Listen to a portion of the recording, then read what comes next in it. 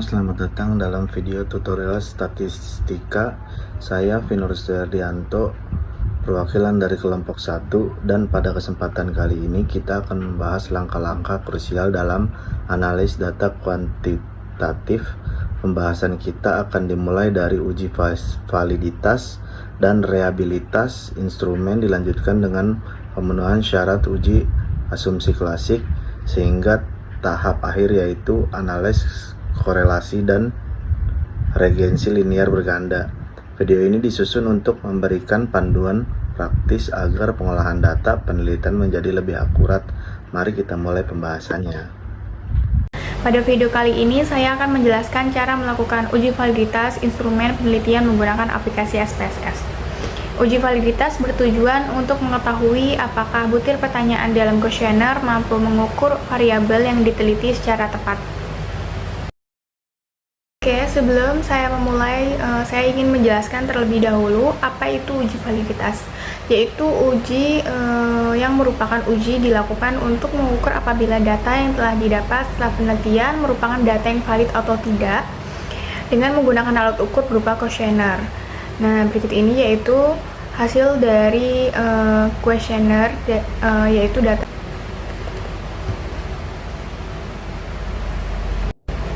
Nah, di SPSS ini pastikan kita klik di sini. Saya sudah memberi nama pada kolom X1.1 sampai dengan total Y. Di sini saya sudah ubah desimalnya dengan angka 0. Lalu selanjutnya kita ke data view. Di sini juga kita terdapat angka yang sudah saya copy paste tadi. Dan karena di sini kita ingin mengetahui uji validitasnya, maka langkah-langkah selanjutnya kita klik analyze. Kemudian kita klik correlate before. Lalu saya ingin memindahkan data X1-nya terlebih dahulu. Kita klik panah dan pastikan personnya sudah di checklist, lalu klik OK. Nah, di sini kita dapat melihat apakah data tersebut valid atau tidak. Di sini juga kita dapat mengetahui person correlation-nya atau nilai korelasi, atau disebut dengan jumlah kuesioner kalian, di mana perbandingan nilai R hitung dan nilai R tabelnya. Dari dasar pengambilan uji validitas, yang pertama, jika nilai hitungnya lebih besar dari nilai R tabel, maka data tersebut dinyatakan valid. Yang kedua, jika nilai R hitungnya lebih kecil dari R tabelnya, maka data tersebut tidak valid. Tetapi untuk mengambil uji validitas bisa juga melihat dari signifikannya juga. Oke, di sini saya akan melanjutkan penjelasan untuk uji reliabilitas. Di sini saya udah ada contoh quotation dari kelompok saya, yaitu kelompok 1. Di sini kita copy aja ke SPSS. Kita masukin di data view. Terus kita paste. Kita tunggu. Nah, ini sudah selesai. Lanjut kita ke tabel variabel, tabel view. Di sini kita rubah variabelnya dari X1.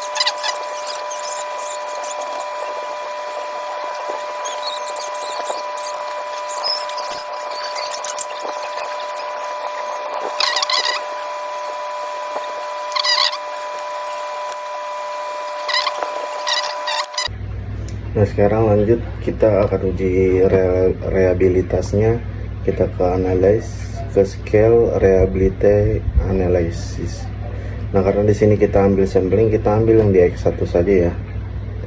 Di X1.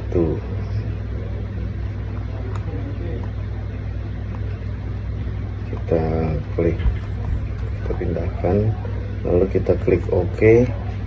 Nah, di sini ada contoh di reliability all scale-nya. Reliability statistiknya convex alpha-nya di 0,763, yang berarti datanya adalah valid. Oke. Di sini saya akan menjelaskan uji normalitas Kolmogorov-Smirnov dari data SPSS yang kita dapatkan. Pertama, yaitu kita bisa tekan menu analyze, pilih regression, lalu pilih linear. Di sini kita masukkan untuk independennya yaitu total dari persepsi kemudahan yaitu X1, lalu persepsi keamanan untuk S2-nya, dan untuk dependennya kita masukkan total dari keputusan penggunaan yaitu Y. Tekan save, lalu kita checklist untuk bagian yang standardized, lalu pilih continue. Setelah ditekan OK, kita bisa langsung melihat di data view di bagian paling pojok itu akan ada kolom baru yaitu namanya ZRE_1. Kolom inilah yang akan kita gunakan untuk mencari nilai signifikansi dari uji normalitas Kolmogorov Smirnov. Karena nilai residualnya sudah kita dapatkan, maka kita bisa lanjut untuk uji normalitas Kolmogorov Smirnovnya. Yaitu caranya, kalian bisa tekan analyze, lalu pilih non-parametric test, lalu pilih yang legacy dialogs, lalu pilih one sample KS. Nah, untuk tes variable listnya ini kita masukkan data dari residual yang tadi. Untuk di bagian normalnya jangan lupa di checklist, lalu setelah itu tekan OK. Nah, setelah diketahui hasilnya, kalian bisa melihat untuk data kalian itu normal atau tidak dilihat dari jika nilai signifikasinya itu lebih besar dari 0,05. Berdasarkan hasil uji normalitas Kolmogorov Smirnov yang kita lakukan, data penelitian tersebut tidak terdistribusi normal karena nilai akhirnya itu 0,009 yang mana lebih kecil dari 0,05. Oleh karena itu, analisis selanjutnya dilakukan dengan metode statistik yang tidak mensyaratkan asumsi normalitas. Baik, saya lanjutkan di sini untuk pengujian heterokedasitas. Di sini saya akan melakukan pengujian heterokedasitasnya. Kita sekarang masuk ke menu analyze, lalu regression, linear. Kita pakai yang X1 total dan X2 total. Kita taruh di sebelah kanan, dan dependennya kita pakai Y total. Kita masukkan X1 total dan X2 total ke independen, dan Y totalnya kita taruh di dependen. Lalu kita klik plots. Untuk spreadsheet itu kita taruh di Y, dan spread kita taruh di X, lalu kita continue. Oke. Nah, ini adalah uji hasil heteroskedasitasnya. Berdasarkan hasil uji heteroskedasitas dapat dilihat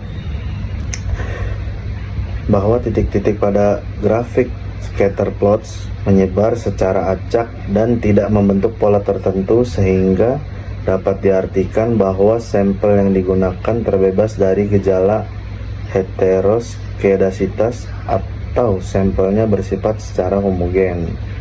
Saya akan menjelaskan dari lanjutan uji multikolinialitas yang dilakukan dalam analisis regresi yang bertujuan untuk mengetahui apakah terdapat hubungan yang kuat antar variabel independen dalam suatu model regresi, dan juga saya menjelaskan dengan metode pengujian yang digunakan yaitu serta interpretasi yang hasilnya berdasarkan nilai tolerance and variance inflation factor atau VIF.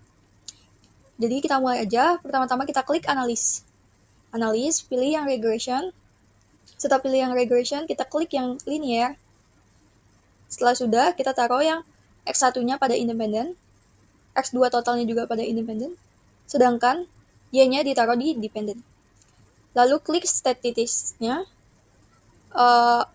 diharuskan estimates, model fit, terus partial correlation, dan collinearity diagnostic itu diklik atau dicentang. Setelah sudah, langsung di continue aja. Klik OK.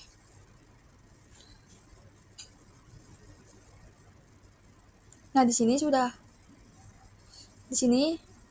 sudah kelihatan hasilnya ya. Berdasarkan hasil uji multikolonialitas, dapat dilihat nilai dari tolerance X1-nya yaitu sebesar 0,792 dan X2-nya juga sama 0,792 yang dimana lebih besar dari 0,1. Kemudian nilai F-nya itu adalah 1,263 yang dimana juga kurang dari 10. Dari nilai tersebut bisa disimpulkan bahwa tidak ada gejala multikolinialitas dan juga tidak ada hubungan antar variabel bebas dalam mempengaruhi variabel terikat. Ini saya akan memberikan tutorial bagaimana caranya kita menganalisis korelasi dan analisis regresi linear berganda di aplikasi SPSS 27.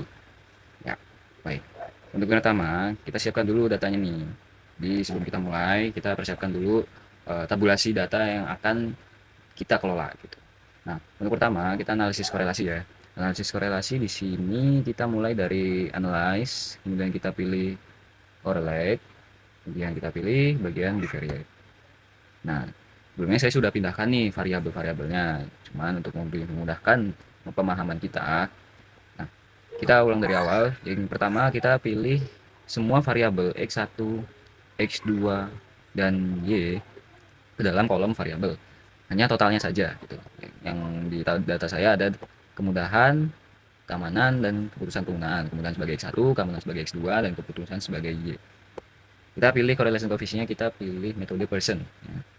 Kita centang, kemudian test of significance-nya kita ganti ke two-tail. Kalau misalnya sudah secara default ke two-tail, ya sudah, biarkan saja gitu. Kemudian kita pilih oke, langsung klik. Nah, di sini sudah muncul tabel korelasinya. Oke. Di sini sudah saya simpulkan melalui notepad saya, yaitu responden tabulasi data saya sejumlah 414 orang dengan DF N-2 sama dengan 112. Nilai R tabelnya yaitu 0,184. Dapat kita lihat hubungan antara kemudahan dan keamanan dengan nilai 0,456 ini lebih besar dari 0,184. Yang artinya hal ini menunjukkan bahwa terdapat hubungan yang positif dan signifikan. Kemudian kita cek nih keamanan dan keputusan penggunaan dengan nilai signifikansinya yaitu 0,638 yang artinya korelasinya signifikan dan berhubungan positif. Kemudian ada hubungan antara keputusan penggunaan dengan variabel X. Ya, seperti ini. Dapat dilihat bahwa semua variabel antara kemudahan, keamanan, dan juga keputusan penggunaan ini semuanya saling berhubungan dan hubungannya yang positif dan signifikan gitu. Oke, kita lanjut ke bagian tutorial bagaimana cara menganalisis regresi linear secara berganda di SPSS. Yang pertama-tama kita pilih lagi analyze, kemudian kita pilih regression, kemudian kita pilih linear. Nah, di sini teman-teman ada kolom dependen dan independen. Untuk kolom dependen kita masukkan variabel Y karena sebagai variabel terikat ya, atau dependen. Kemudian untuk variabel kemudahan dan keamanan kita masukkan ke kolom independen. Untuk ini totalnya saja yang dimasukkan. Nah, kemudian kita pilih statistik, klik statistik. Kita pastikan estimates di regression coefficient ini tercentang, kemudian model fit, lalu jangan lupa untuk centang juga R square change-nya. Kita centang, lalu kita pilih continue. Nah, jika sudah kita langsung pilih oke. Iya. Di sini kita terlihat ada 3 tabel utama antara model summary, ANOVA, dan koefisien. Nah, teman-teman, di sini saya sudah menyimpulkan di notepad saya cara analisis regresi linear berganda di SPSS. Nah, kita lihat di sini ya. Untuk uji parsialnya atau uji antara hubungan X1 atau X2 dengan Y, yaitu kita lihat nilai T hitung variabel kemudahan, yaitu nih di sini nilai variabel kemudahan X1 lebih besar dari T tabel. T tabel itu diketahui sejumlah 1,658 dan signifikansinya adalah 0,05 ya.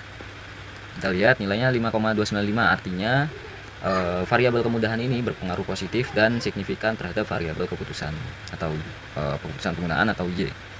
Kemudian kita cek karena ini uji regresi linear secara berganda, makanya kita cek uji simultannya. Nah, nilai uji simultan ini bisa kita lihat di tabel ANOVA, teman-teman. Di sini nilai F-nya adalah 61,631. Ini adalah nilai regresi secara linear berganda. Nah, nilai ini lebih besar dari nilai F tabel yang sudah diketahui, yaitu sebesar 3,08. Hal ini menunjukkan bahwa seluruh variabel antara kemudahan dan keamanan sebagai variabel bebas itu berpengaruh secara simultan terhadap keputusan penggunaan, yaitu variabel terikatnya ya, variabel Y. Nah, oke.